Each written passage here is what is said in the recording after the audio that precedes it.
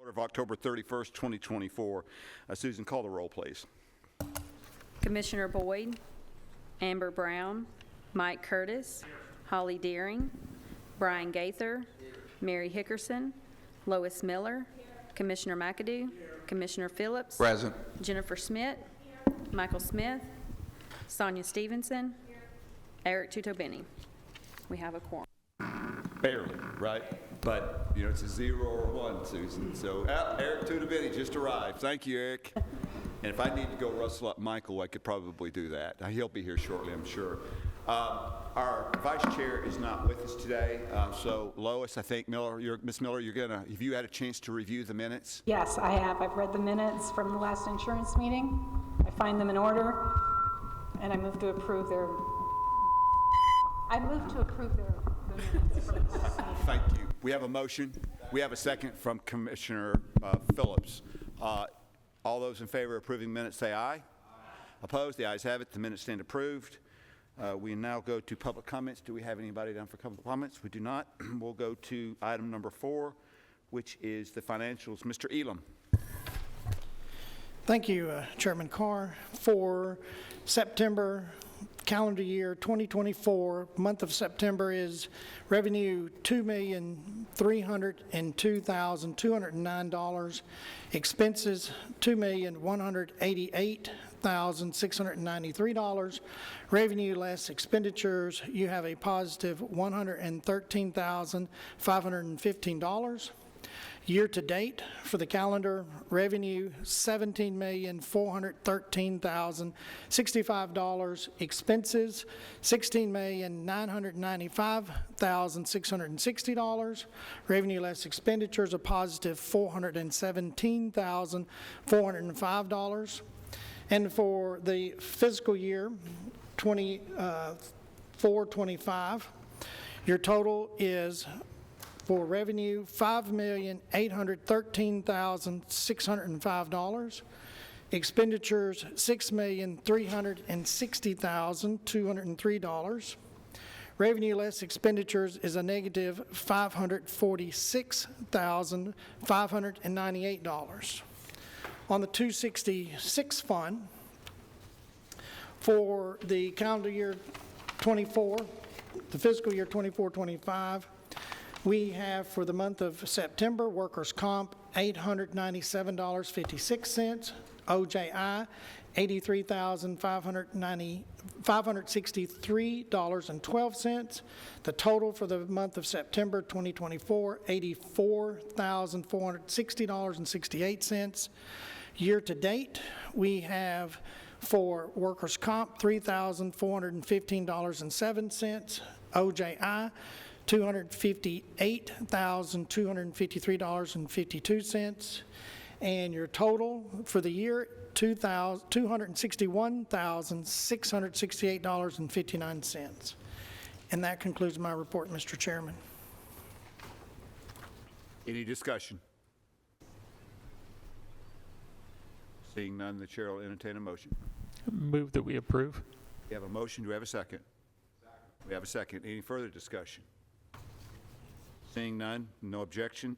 Susan, call the roll, please. Yes. Brian Gaither, Lois Miller, Commissioner McAdoo, Commissioner Phillips, Jennifer Schmidt, Sonia Stevenson, Eric Tutobeni. Thank you. I want to before we move to item 5, the OSHA report, Susan, I want to recognize Chairman Phillips. Commissioner Boyd is not with us today, and Chairman Phillips, if you'll briefly explain without getting the details, and I would ask that you just offer a word of prayer, please, sir. Thank you. Commissioner Boyd was at a committee meeting earlier this week. I was with him at the committee meeting, and he was having trouble with one of his feet. He went to the doctor the following day, and I think that was Tuesday, and he's got a septic infection in his ankle and his foot, which is a serious condition. He's had a condition similar to that before, and I've tried to contact him, and I've been unsuccessful in doing that. But it is a condition that is causing probably a tremendous amount of discomfort and pain let alone the health implications that go along with that. So if you guys would bear with us and bow with us, and let's pray for Commissioner Boyd.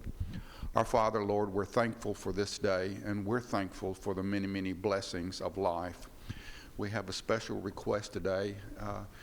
Commissioner Carl Boyd is in the hospital suffering, and we, as his friends, would not have him sick, and we pray for health in that family. God, we ask that you meet the needs of Commissioner Boyd and his family according to your plan and to your will. But we, as his friends, pray for his health. We ask that you be with us as a commission, and may we do what is in the best interest of the citizens and the employees of Rutherford County. All these we ask in Jesus' name. Amen. Amen. Amen. Thank you, Mr. Chairman. Also, one more point of privilege, if I might. We have 3 constitutional officers with us today, somewhat unannounced, but always welcome. Road Superintendent Greg Brooks, our clerk Lisa Kroll, and our Register of Deeds Heather Dalborn. Welcome, ladies and gentlemen. And you know, if there's a particular reason why you're here, I think I know what it is, but I may not have it completely understood. But if you ever want to speak, all you have to do is raise your hand, and the chair will certainly recognize you to speak, and we'd be glad to do so. Having said that, without objection, we'll go to item 5. Susan, I believe that's you, the OSHA report. Yes, sir. Thank you. We're reporting on the month of September 2024. The total incidences were 27. That brings our incident frequency for the calendar year to date to 202. OSHA recordables are 152, lost day claims 34, restricted day claims 97, other recordables 21. On the next page, you'll see 2024 at 202, 2023 177, and 2022 at 132. The next page is the incurred dollars, 2024, 1.178 million, 2023, 553,000, 2022, 478,000. And the final page is the breakdown with Board of Ed having 19 injuries, County General 8, and of the County General, there was 1 at EMS, 1 at Fire, 2 at Recovery Court, and 4 at the Sheriff's Department. And that concludes my report. Thank you. Any questions for Ms. Thompson? Seeing none, I'll entertain a motion to accept. Move to approve, Mr. Chairman. We have a motion. Do we have a second? We have a second from Mr. Curtis. Any discussion? Seeing none, all those in favor say aye. Aye. Opposed? The ayes have it. OSHA report is accepted. Ms. Howell, the wellness report, please, ma'am. I want to make a note before I begin that these numbers are preliminary, even though this covers the end of the point accumulation period. Not all of the claims that have processed or that were accumulated in September have processed through Cigna yet, and we did have a number of employees getting their 2nd and 3rd points in September, so I just want to put that out there. Through the month of September, for the point accumulation period that just ended in September, we had a total of 3,022 wellness points earned and 667 employees who have earned all 3 of their wellness points. That concludes my report. Thank you. Any questions for Ms. Howell? Seeing none, we'll go to, and without objection, we'll go to item 7, the Ancillaries RFP. Ms. Combs-Gallagher, if you'll, Smith with Gallagher, I'm sorry. A little ahead of myself, my apologies. You are recognized, and if you will introduce your compadre, we would appreciate it. Is here alongside me because we work very closely on ancillary RFPs together. So if you had a question that's more technical, given his background, I wanted him to be here because he worked in enrollment of ancillary benefits before becoming part of Gallagher. Simply put, I think the reason for us to be here today is the schools and government are going to stay together again for an RFP process beginning for the 1/1/26 plan year. The reason for that is the final term of the contract on the various ancillary products, we're at the final extension this year, coming into 2025, I mean. So at the end of 2025, that extension is no longer possible under the current arrangement, so it has to be renegotiated for 1/1/2026.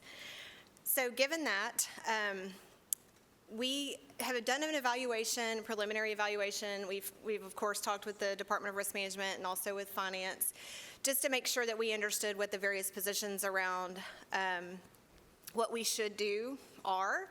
And the county pays for certain benefits. You contribute to certain benefits. Those in particular are group paid life and long-term disability on the ancillary side. And so for those products, as well as the voluntary life that goes with that group paid and the short-term disability that goes with that long-term disability, we recommend the public bid process because the county is spending county dollars on those products. And then the reason we would add in the STD and the vol life is because those need to coordinate with the underlying plan. So if you're buying group life for your employees and then they want a vol life add-on, then those need to kind of remain with the same carrier. For logistics reasons, that makes more sense. The LTD, STD works the same way.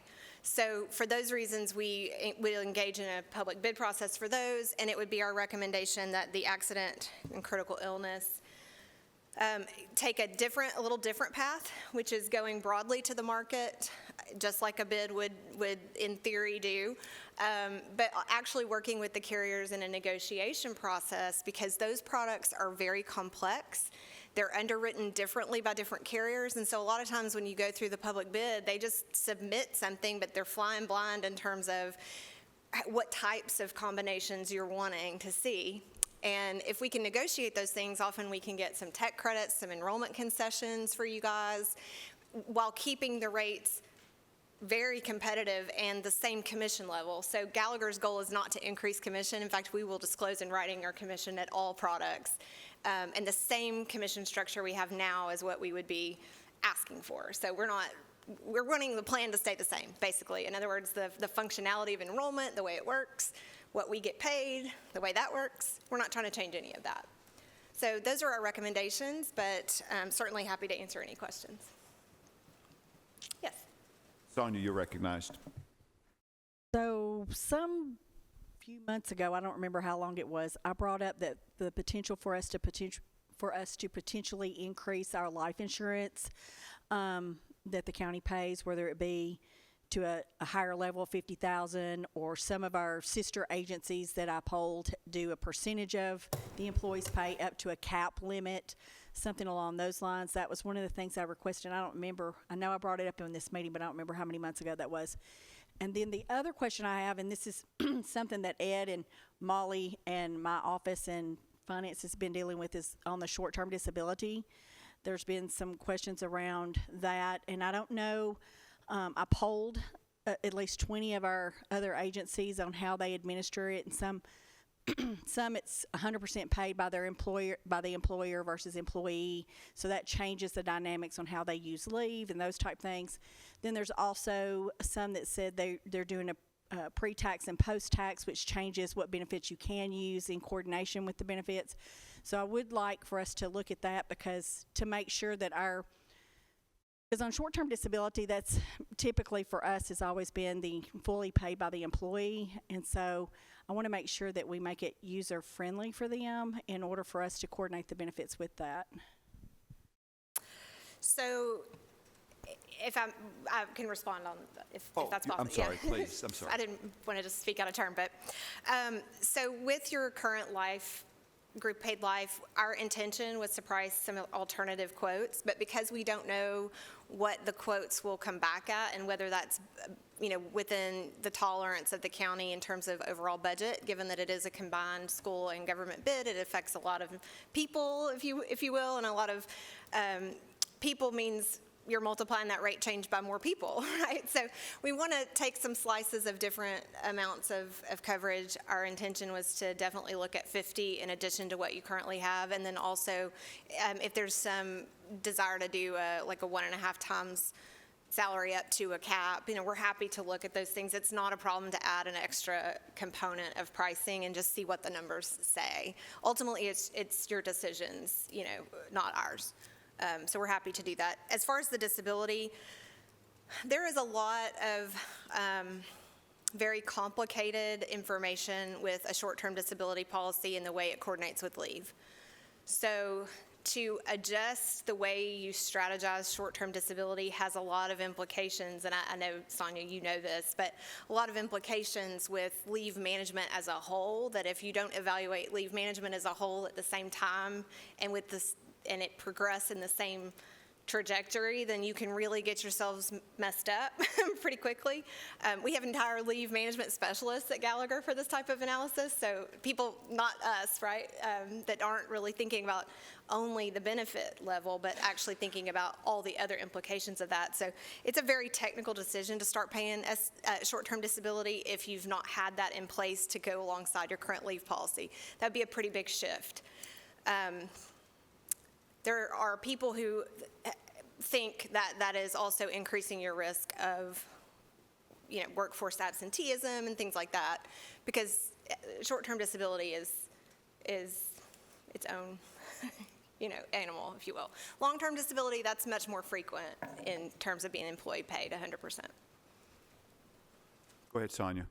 Well, I wasn't necessarily asking for the county to pay the benefit. I'm just saying in the group that I polled, that I have a group that I belong to. It's called the 20 Mile Group, and it's HR professionals who work for the cities or counties within a 20 mile radius of Rutherford County. And so I polled that group just to see, what is everybody else doing? And so there were some scenarios that were presented, and some of it was that the employer paid 100%, and if they do, then that comes typically with stricter requirements of what they can and can't do. But and I'm not advocating for us changing that model. It's a voluntary benefit for a reason. They can do it or not do it. I'm just talking about us looking at the pre or post tax on what leave benefits they could use. I know that in some scenarios, and I think I'd have to go back and look at the standards policy, but if the employee uses annual pay as opposed to sick leave, they could use 40 hours of annual pay and still get their full short-term disability policy because it's not the same benefit. And so I'm just trying to figure out what's the best way so that the three departments, in coordination with the department that the employee who's wanting to use it, that there's a way that all of us can do this without, because Ed and Molly and myself and Michael have talked about different scenarios on how the employee can use it, and the way it is right now, it's a little bit complicated. So, Please, introduce yourself and you're recognized. Wes Dozier with Gallagher. Some of those features that you're talking about, also can include the coordination of, again, how it's paying with sick leave. Does it offset? Does it not offset? And which of those offsets? So if you are to take a poll, you can see a pretty big, swing from, just even the next county over. Typically during the RFP process, we're going to start with, the baseline of what you have today. And then all of those things, really, they can be evaluated as a part of the process. And that's what we're, the stage that we're at. We've been working with risk management to, get the RFP ready to be released. And then, the baseline, again, is to get quotes on what you have today, apples to apples for comparison. But then it's to get that feedback of what are the additional features that we want to see, on those and evaluate as potential alternatives. But that also plays into the rating of it. As an example, when you have a short-term disability that does coordinate with sick leave, and it requires sick leave to pay first, and then the disability picks up after, well, obviously that's going to be a lot cheaper of a voluntary plan than one that allows the employee to collect their accrued sick leave and disability at the same time. So when we evaluate, if we were to come back to this committee as an example and say, hey, there's the counties around you have a disability plan where they can use their sick days and sick leave at the same time, because I don't believe that's what the policy is doing today, then that would also mean that we would be saying this is a cost increase, but committee, that's the decision. Do we want to raise the rates to enrich this benefit for the employees, or would we rather leave it how it is? But that is all things that we can look at. our current plan allows us to do both today. So like if an employee say has a 40-hour person has a 60% benefit, we can pay them 40% of their time through their sick leave, and they still draw their other 60%. The problem is well, first of all, HR doesn't know that, and finance doesn't know what that rate is, and so that requires a coordination between all of us. And also, there are some stipulations like, is there a waiting period that outside of the 7-day waiting period, that maybe there's some other criteria that we don't know. So just trying to figure out how to coordinate that between all of us. But so currently that's what we have. But in looking at it, there were some other options that, and I don't remember how many years ago, it's been a long time ago, there were kind of like what you were saying, it's not an offset, it's in addition to, and I know we went away probably because of the rate that it was going to cause the employee to have, and so I just want us to look at those options to see what's the best for the employee, because ultimately it's a voluntary, they can choose to take it or not take it. It's not, if we're looking at the greater benefit for them. I think if this committee felt more comfortable, one of the strategies we could use is to split off that short-term disability part and actually quote it separately with the critical illness and accident, but put in the documents that we issue that it will be our strong preference to have the same carrier win the long-term disability and the short-term disability. That's not to say we have to have the same carrier win, but it is definitely a better coordination for the employee. The experience is overall going to be better at claim time if they're coordinated with the same carrier. But because short-term disability claims are much more frequent, and maybe there are some additional things y'all want to go back and forth in negotiation with a carrier about, or a series of carriers about, then that is the whole flexibility that you get when you go with the marketing through a broker as opposed to the public bid. That public bid day, they're turning in exactly what you've specified, and there's not this ability to go, well, I've thought of something else I want to talk about, carrier. Like, we don't get a best and final type of thing. It just really limits what we can negotiate for you. So there could be some wisdom then in splitting off the short-term disability. But if we do that, I would want to state in the long-term disability bid document as well as the broker-led marketing that we have a strong desire to keep them together. I have a question. Ms. Combs-Smith, and I'm glad Chairman Phillips is here on this particular question, because he and I do agree. As County Commission does, one of our primary responsibilities as a commission of the mayor is to taking care of our employees. And what I want to ask directly is, there's been some concern about the erosion of this benefit as it's currently offered as a result of the RFP. I'm only one voice here, and I'm not even a voting voice, and I want Jeff to chime in, please. But it's the office of the mayor's priority that we not erode the current benefit package that is currently offered, specifically as it was defined regarding the short-term liability by Ms. Stevenson. Again, I don't have a vote here, but as the mayor and the chair, Chairman Phillips, do you have something you want to add to that? I mean, I'm pretty adamant on taking care of employees, because you and I have talked many hours about the competitive environment, and this is an erosion. I don't want to erode that benefit, if at all possible, please. I couldn't agree more. The issue that not just the county but major employers are having is that same type of an issue. It's not unique just to government. No. So I would.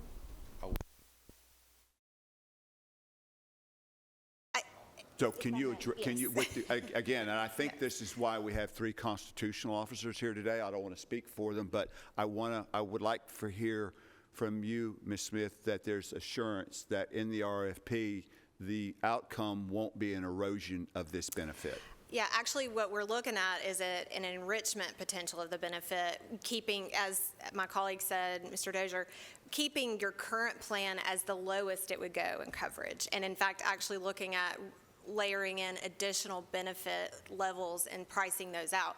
So there's zero intention to remove anything more than has already been removed. In fact, that was our predecessor, right? We weren't the ones that handled that last RFP round, but I will tell you, I think that there are things that could be done to enrich those benefits. What both Wes and I, Mr. Dozier and I agree that we want to do that if possible. But again, budget does matter, and we're not the drivers of those decisions. And so in recognition of that, we feel like we have to price your apples to apples as the foundation, and then bring you alternatives, certainly. And that's been the direction we've gotten from risk management as well as from the schools. We've had conversations with the schools as well about a similar concern, specifically with short-term disability. So explain to me, with this particular issue in mind, but the RFP with regard to ancillaries, what the process is. And so, because I know this is important to a lot of employees, I want to be able to have this discussion as part of the specific agenda at the appropriate time. Can you take us through that process just as a managed expectation? Certainly. So because a couple of these benefits include expenditures by the county, we would expect to have final decisions on those in accordance with the timeline that the typical budget cycle is running. So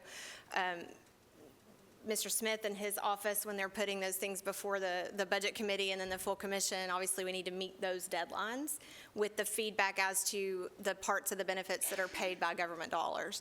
So using that sort of as our anchor for all of these conversations, because they do go together, that's our intention. So the goal that we've discussed with risk management, and we've actually already circulated a draft a couple of different times of the ancillaries with them. They've commented. We've got a couple of changes we want to make based on some recent lessons learned. We're lifelong learners. The more you do in life, the more you learn something. So we want to fold in a couple of additional things about enrollment and meetings with carriers to build the BIN admin system, for example, and kind of holding their feet to the fire, if you will, for those things. So we want to layer some of that in, but the process will be issue the bid. The goal, I believe, was January of 2025 to allow plenty of time, so both the private marketing as well as the bid. Carriers work best with adequate time, and if you try to truncate that time too much, then you really limit the number of bidders, and so then you limit the number of options, and then you leave less runway for negotiation. So our goal will be to issue it in January, again, with the final decision before, I would say definitely before July 1, and before that, potentially, depending on how much the quotes are changing the overall budget. So if you'll just hold on, Ed, I want to ask you a question. Will there be an opportunity for this committee to discuss the RFP at the next meeting before we put it out on the street? Marissa, will it be ready by the next meeting? I mean, it certainly could be. I think. In particular, this component. Yeah.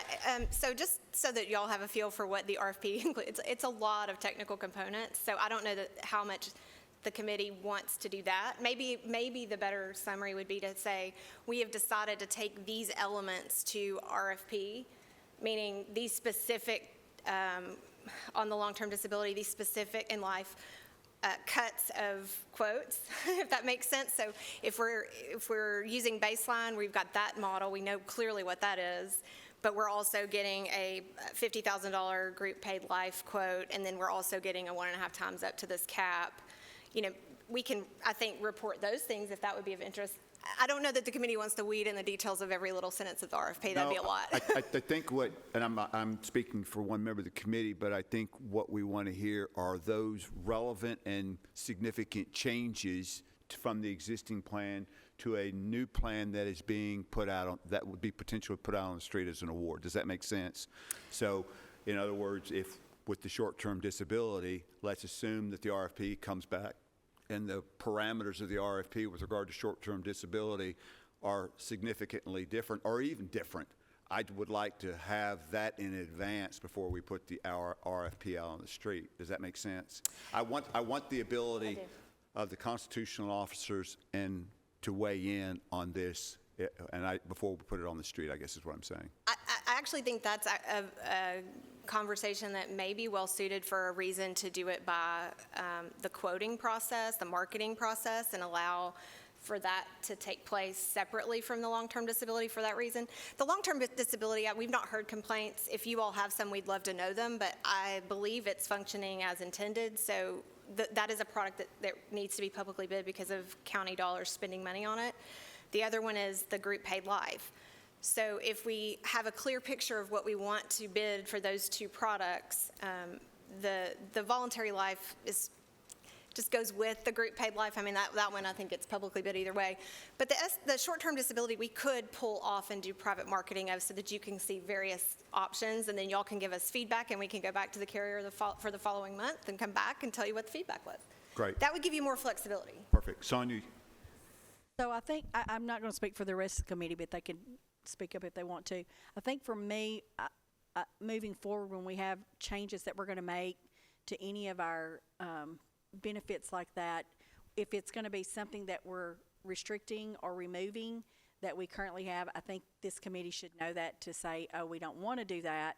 And likewise, if it's something that they're adding, is that something, that we need to know as well? And I think somewhere along the way, and I do not know what point it changed, but at some point it changed, and we really didn't notice the change in probably until the last year and a half when we started hearing things. And so I don't know when it changed or how, but I think it would be better for us going forward if we know that something's going to be removed or restricted, or maybe a change in like you can do this but you can't do that kind of thing. I think that would be helpful for us to go into it knowing, because I can't vote on something. Like if I'm voting on something, at this point I'm voting now. I used to not be a voting member. I was a listening member. But if I'm voting on something, I want to know if I'm taking something away from somebody. Absolutely. I think we share that goal. Gallagher's not in a position of wanting any of you to feel like we did not disclose to you the change in benefit level. I think the main point that we were trying to address today is that in the past you have used a very formal process to pick all of these things when I believe, and I know Mr. Smith's not here to speak for himself, but I have had conversations, as I believe that Mr. Elam's office have had, to confirm with him that he's comfortable with the negotiation and quoting process for those products where you aren't spending county dollars, again, to give that maximum flexibility. So back to the short-term disability conversation, there are things like, you mentioned the 7-day elimination. Well, they're in the market. You can do 7, 14, 30, 60, So we could have some options for employees potentially, that they could take. I think the current model of one size fits all can be explored, is what I'm saying. I think in that scenario, going from a 7-day to a 30-day, the employee actually loses a benefit because then they're having to wait longer. So to me, that's a loss. It'd be their choice, right? So if I want to pay less premium because I don't have the money in my check to feel comfortable with a 7-day elimination, maybe I choose a 30 because I have a lot of sick time built up and I really want that. Choice is all I'm talking about, not removal. 7 days, the earliest, and so that's a great benefit. I understand that you'd want to keep that.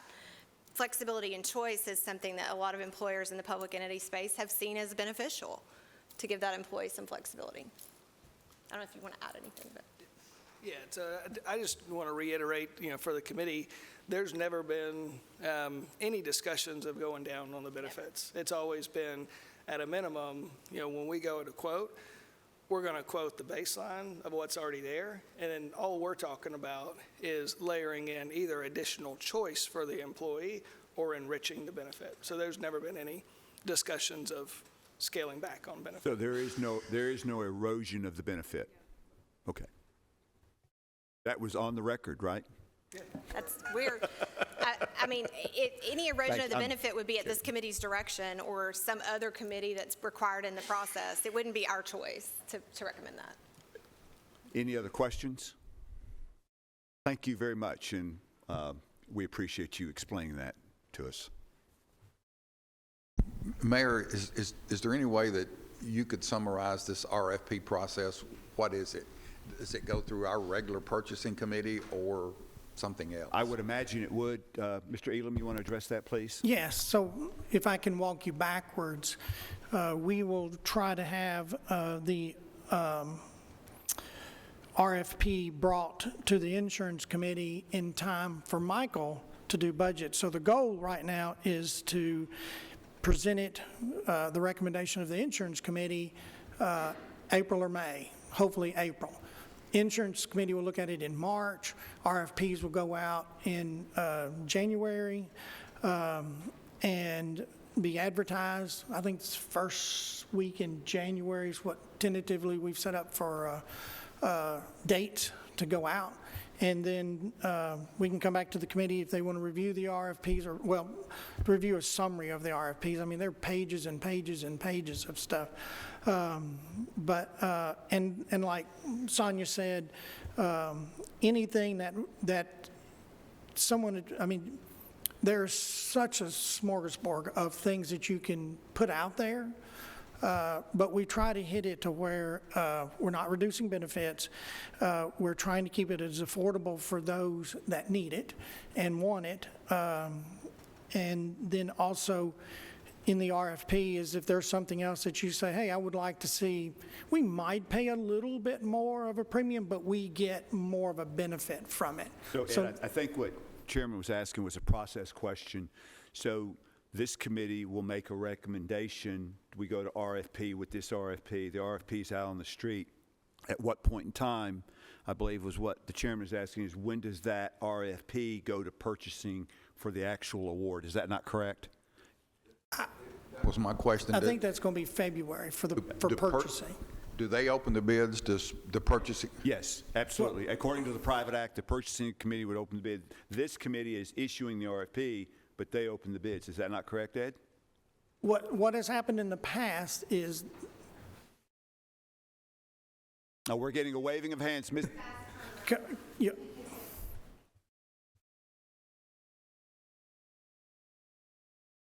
A February opening for a January issue bid would be a very fast turnaround for carriers. And my concern, I think, is shared by Mr. Dozier, that that would create less bids to actually hit. I don't care about the timing. Okay. I'm just asking about the process. Gotcha. What happens? Yeah. RFP is out. We get bids. Where do those bids go? Where do they go? And a formal RFP is purchasing. So normally the bids, and I don't want to speak for purchasing, but normally the bids go to purchasing. Then what they're done is they come back to this committee to review. That's what's happened in the past. Committee makes a recommendation, back to purchasing, goes back to purchasing the next month, and then purchasing awards the bids. Nothing's changed. It's exactly like a lot of things do. We take it under advisement. It's correct. And I will say this, Mr. Chairman, if in the efforts of a compressed timeline, we have on several occasions called a special meeting, which if with advance notice, we can certainly do again to expedite this thing so we hit the timelines for budget and final approval. So there won't be a problem with doing that. We just need to know in advance when that might be. Normally, there is a special meeting because there's so much in those bids to look at, and there's usually a summary of what's in those bids to look at. So for everything to fall into place, we do have to have a special called meeting. Not a problem, but the private act mandates that this go to purchasing, and that's what will happen. Perfect. Thank you. Got property and casualty analysis. You have a intro, Mr. Elam. I do. I think at my request, if I'm not mistaken. I do. So Susan McCray is coming up here to give you just some work that she's done that was given the task by our office. Susan was born and raised here in Rutherford County. She began her insurance career with an independent insurance agency, where she was a licensed insurance agent and claims administrator for 11 years. Where'd she go? Oh, come on up. First, she was a claims administrator for 11 years. She moved to Chicago in '92, where she retired in 2018. She's returned back to Rutherford County and is a proud graduate, I believe, of Kittrell High School. Is that correct? No, Riverdale. Riverdale. Kittrell closed and then yes, that's you got in. What year? Oh, I'm not supposed to ask that. No, Never mind, forgive no, me. I'm sorry. no. HR? Class of 76. She does this too. Yeah. Sorry. But she did come out of retirement for us in July of 2022 to join the Rutherford County Insurance Risk Management Department. Now, what I did ask her to do is Susan was given the task of reaching out to other public entities similar to our population in the state and out of the state. Our goal was to obtain information regarding their property and casualty requests for proposal process, who their bidders were, and their coverage. Our goal here is we're wanting to make sure that we haven't left one rock unturned. We're wanting to make sure that we're getting as many bids as possible for our products that are being put out there. And is there anything that we're not doing that another entity is doing that we should be doing? So she's come back, and I've asked her to come back to the committee because the property and casualty will also be going out to bid in the winter, I think January also, and coming back to this committee for recommendations. So I just wanted to get this before you, before that process. Thank you. Mr. Mayor, Commissioners, committee members, department heads, and guests that are here, thank you. So this task, Ed thought it would take a couple of weeks. It took a couple of months.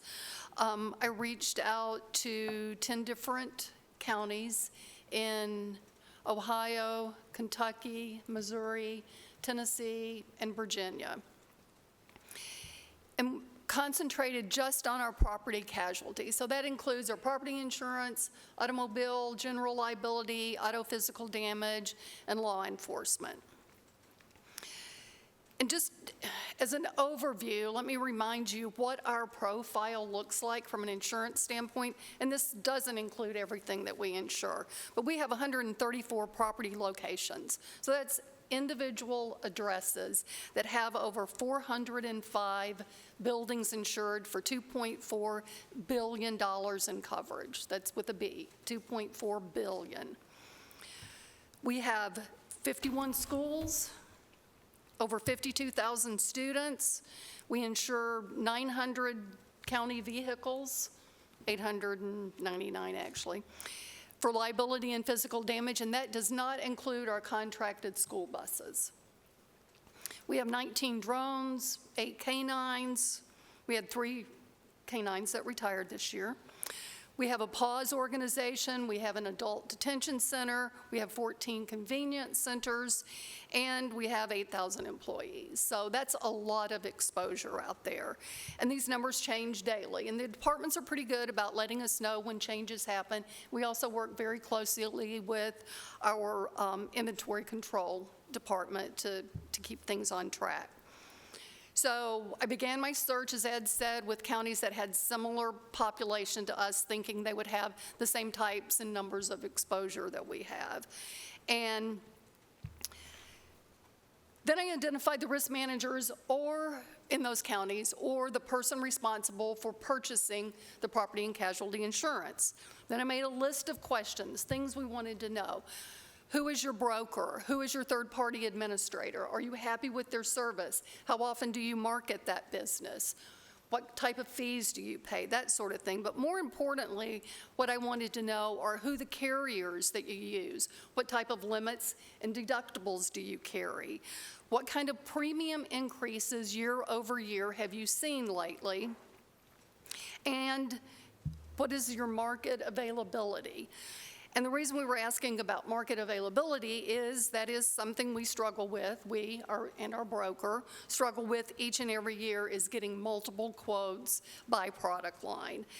And during these brainstorming, I call them sessions, I learned that most of the counties have the exact same issue as Rutherford County, is they're only getting quotes from their current carrier. They're not getting multiple quotes by product line.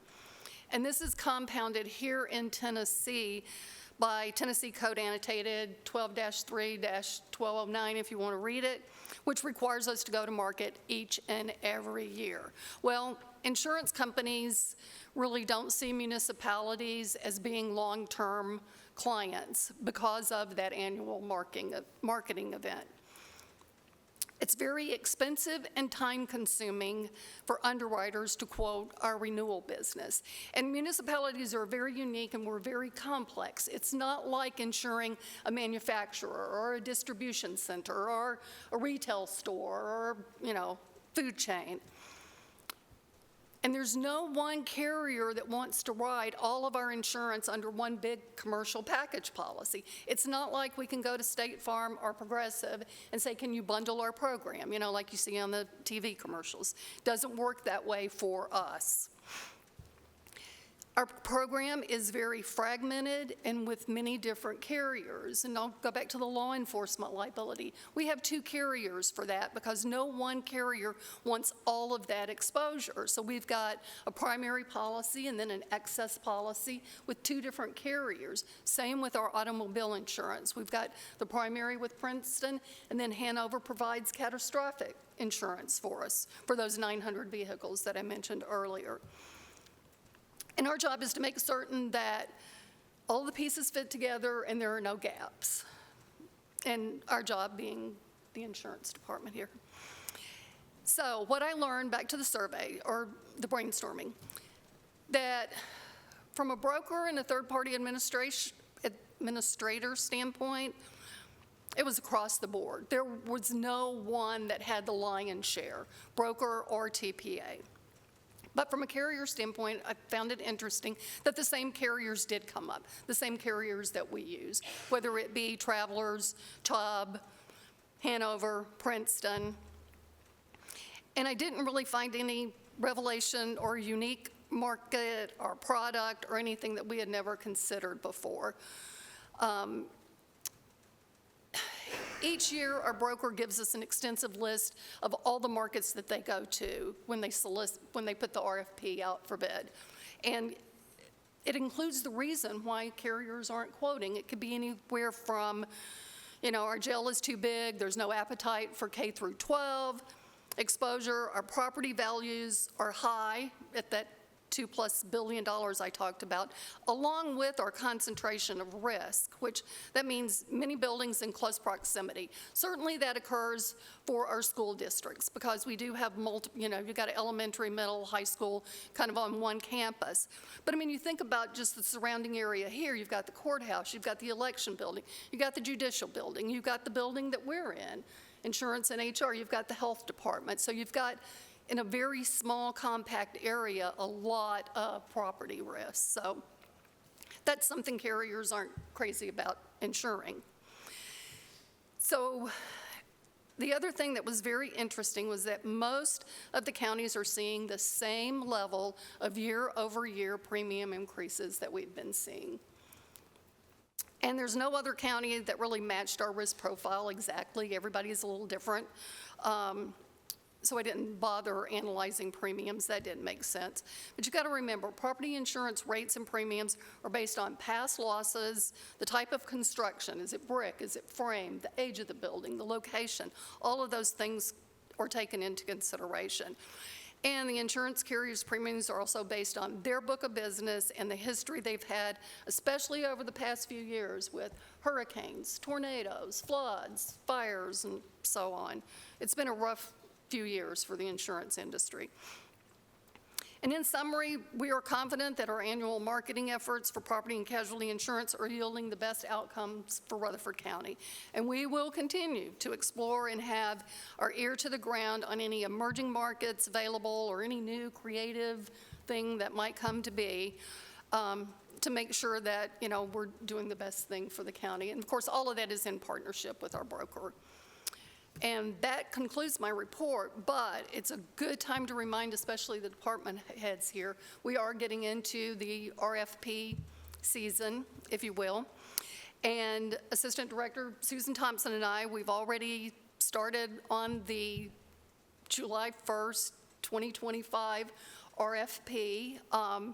We usually release that in early February, which of course we plan to do as well, and we'll be reaching out to you, asking for updates on, whether it's buildings, vehicles, mobile equipments, head counts, whatever, so just be on the lookout. And that's all I have. Ms. McCray, thank you very much. I have a question before I open the floor. you referenced the TCA that I think you said requires us to send this out to RFP every year, correct? Correct, yes. And that is according to Tennessee state law, is that correct? That is correct. And you inferred, if didn't outright state, that that does create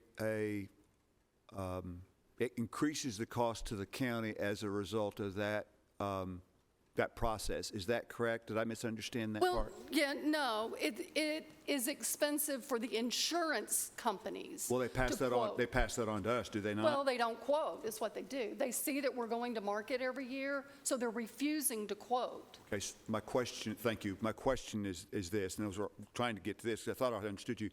If the code allowed counties to quote multiple years in the RFP, to what extent, if any, would that have a positive impact to Rutherford County in this case on the coverage that we would therefore pay for?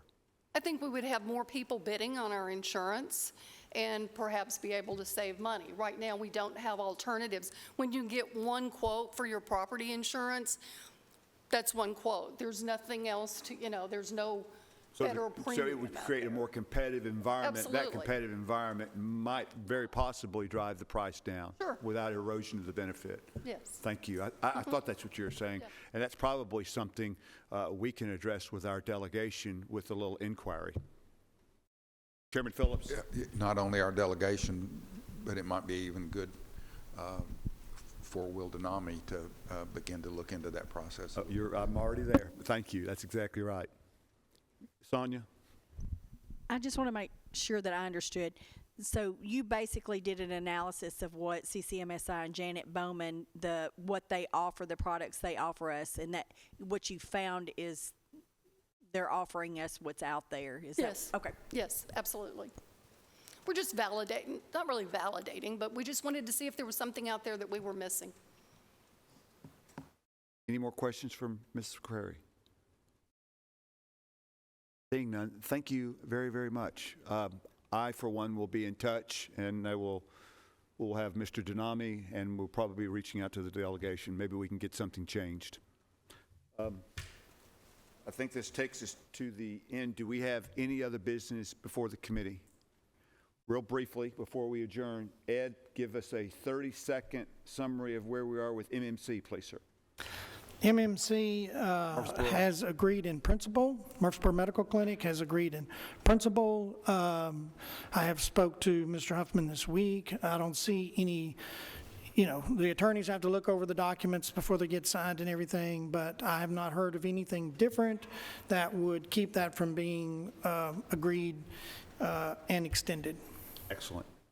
Excellent. Thank you, Ed. Thank you, committee. And without objection, we are adjourned.